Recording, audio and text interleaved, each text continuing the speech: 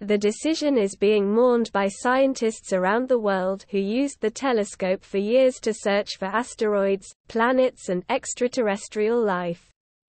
Funding had been committed to raising Arecibo Observatory back from the dead, but the $5 million will now go toward constructing an education center at the site. When a cable holding up a 900-ton receiver platform snapped and sent the massive structure hurling onto the reflector dish more than 400 feet below, smashing right through it. The 1,000-foot-wide dish also was featured in the Jodie Foster film, Contact, and the James Bond movie, GoldenEye. The collapse of Arecibo stunned many experts who had relied on what was until recently the largest radio telescope in the world.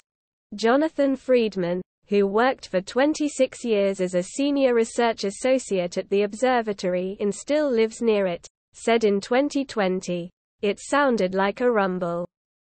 I knew exactly what it was. I was screaming. Personally, I was out of control. I don't have words to express it. It's a very deep, terrible feeling."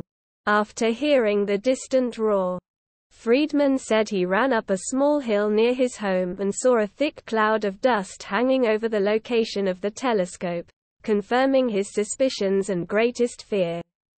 Arecibo had endured hurricanes, tropical humidity and a recent string of earthquakes in its 57 years of operation, but it was mechanical failures that brought it down for good.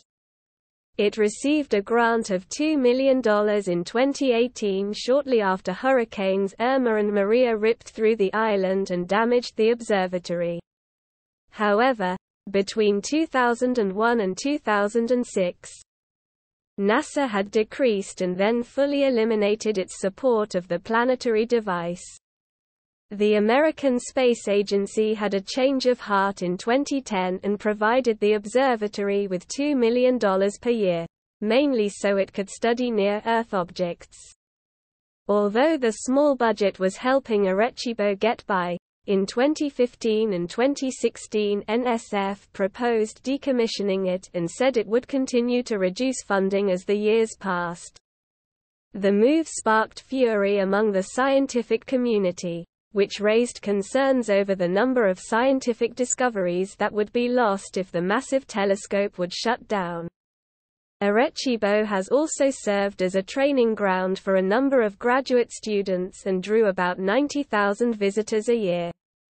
Just 30 days after the collapse, scientists have since harnessed the power of the telescope to track asteroids on a path to Earth, conduct research that led to a Nobel Prize and determine if a planet is potentially habitable.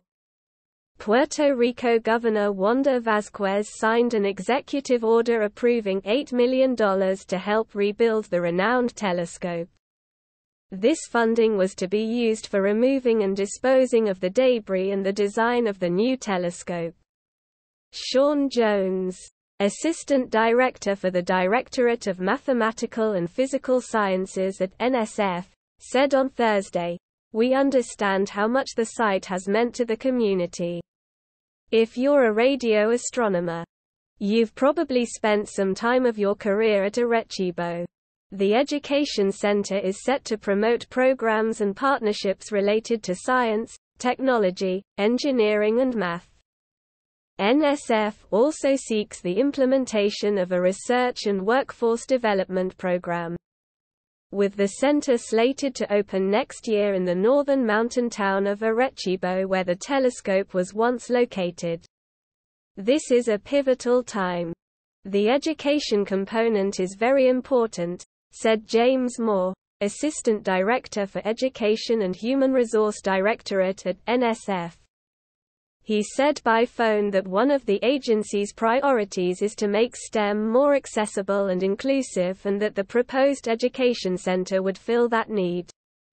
"It's a way to augment some of the things that young people are getting in their schools or not getting," he said. If you liked the video, please like and subscribe to my channel to stay up to date. Peace for everyone. Thank you very much for visiting my channel. If not difficult, Like and subscribe to my channel to always be aware of events. Part of the mission that the Arecibo Observatory once did. The U.S. government backpedaled on its decision to rebuild Puerto Rico's fallen alien hunting telescope in Puerto Rico that collapsed in 2020 because the nation has other radar facilities that can do. The telescope met its demise in December.